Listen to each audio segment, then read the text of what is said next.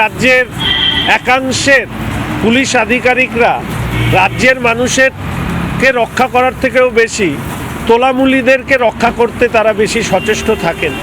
ফলে planted violence হয়, planted violence.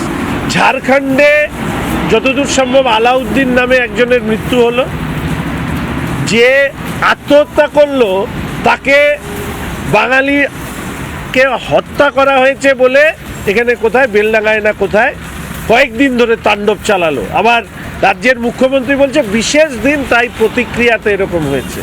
লজ্জা হয় যে এই ধরনের মুখ্যমন্ত্রী আমাদের রাজ্যে রয়েছেন।